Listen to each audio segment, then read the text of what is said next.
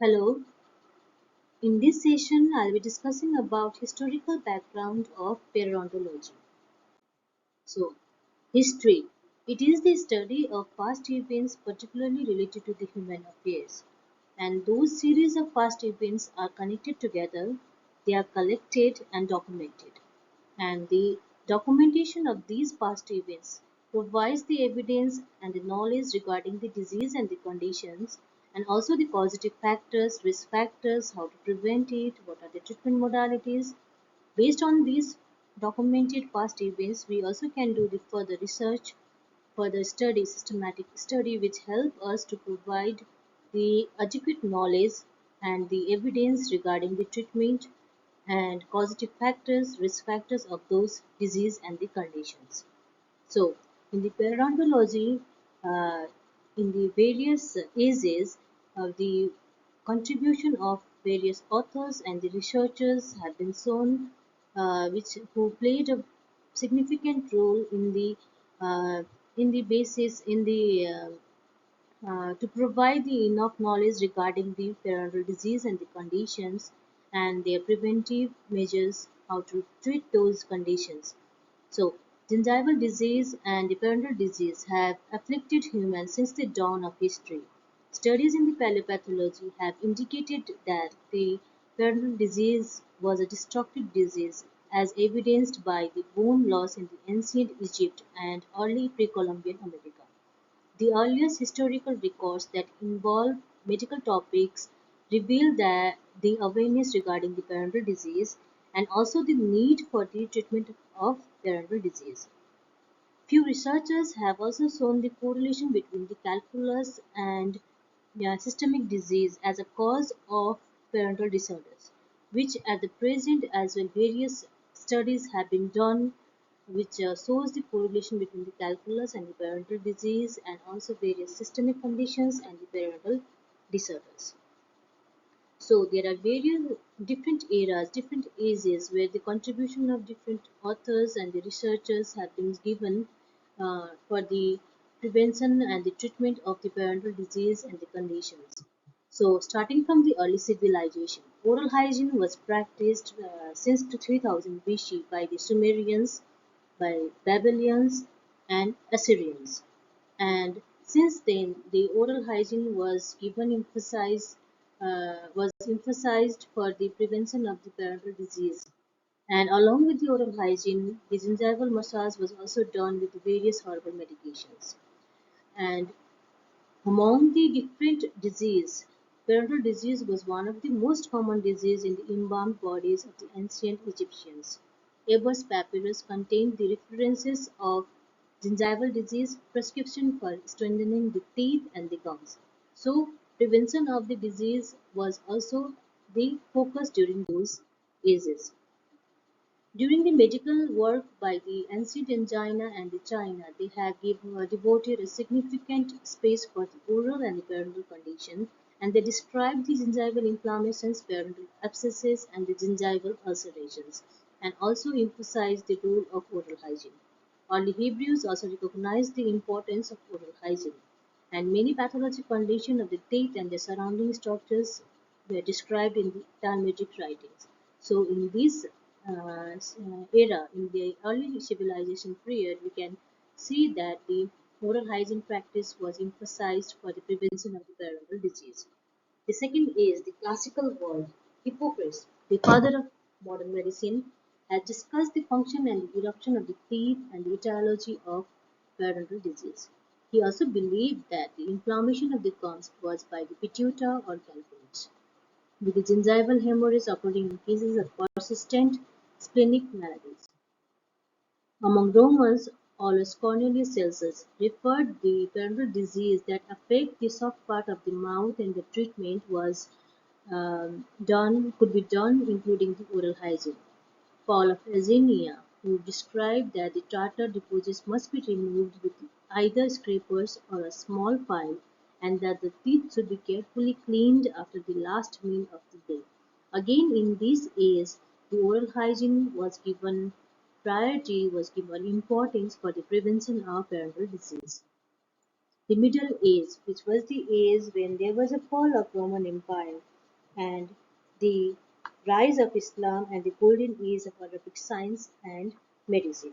The Arabic treatise derived their information from the Greek medical treatise, but many refinements and novel approaches were also added, particularly in the surgical specialties. In this age, the surgical treatment for the periodontal disease was also added. So Albucasis, in his medical encyclopedia called Al-Tasrif, which was translated in Latin during the 12th century and which was used as a medical text until the 17th century, his contribution to the dentistry and the periodontology was outstanding achievement in those eras. Albucasis had clear understanding of the major etiologic role of calculus deposits related to the periodontal disorders. He also described the technique of the scaling the teeth with the use of a set of instruments that he developed.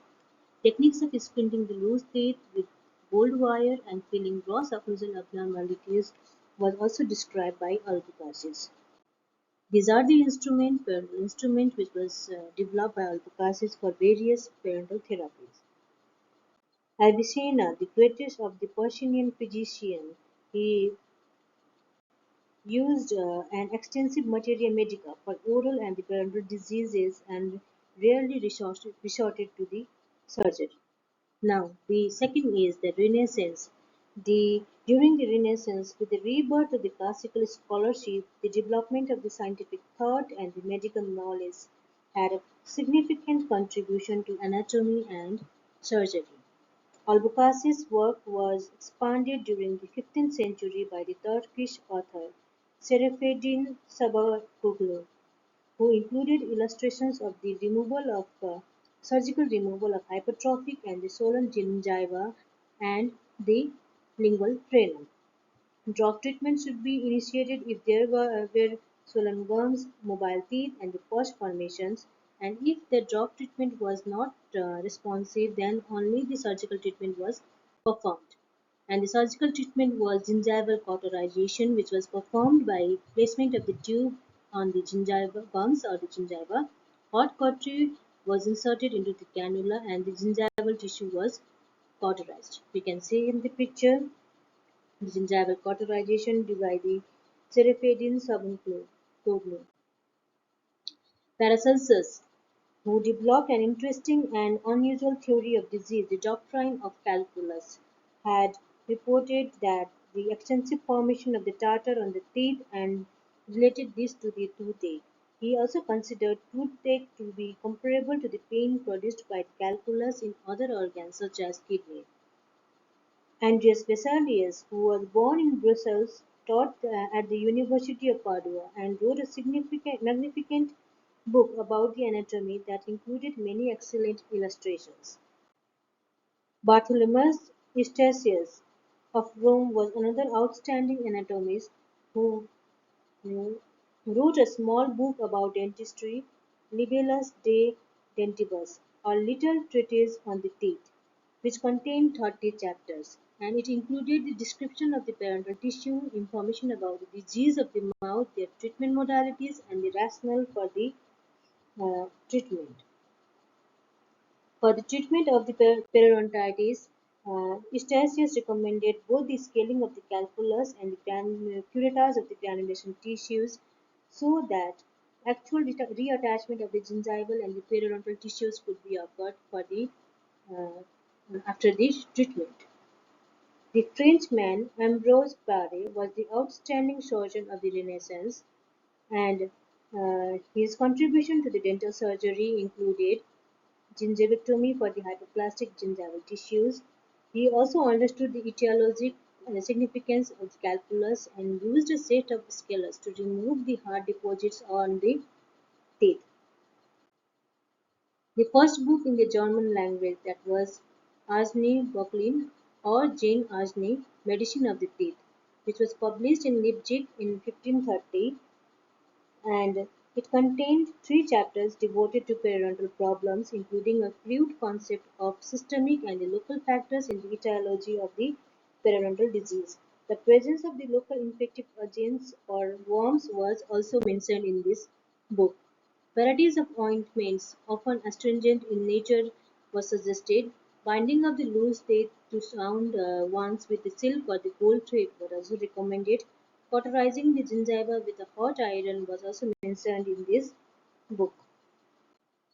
Another contribution by the Italian physician Girolamo Cardano, mathematician and philosopher, first to differentiate among the types of the periodontal disease, and also he in the publication dated 1562 he mentioned one type of disease that occurs with the advancing age and leads to the progressive loosening and the loss of teeth, as well as second very aggressive type that occurred in the younger patient late in the 20th century. That this classification was rediscovered and became widely accepted. Another contribution during the Renaissance was by the Anton van Leeuwen, who used material from his own mouth and first described the oral bacterial flora. He was from the Holland, and he had an inquisitive mind and a hobby of grinding lenses that allowed him to develop the microscope. He used it to discover microorganisms, cellular structures, blood cells, sperm, and various other microscopic structures, including tubular structure of dentin. His drawing offered a reasonably good presentation of oral spirochetes and bacilli. We can figure out in the picture. Even he performed the anti-plaque experiments involving the use of the strong vinegar in his own mouth and in vitro on the bacteria in the days. So, with this, the four eras have been shown the contribution to the oral hygiene practice, the relation between calculus and the systemic disease to the parental disease, and further, other century, from the 18th century, we will be discussing about various contribution of the modern dentistry and the various authors related to the periodontology in our next session. Thank you.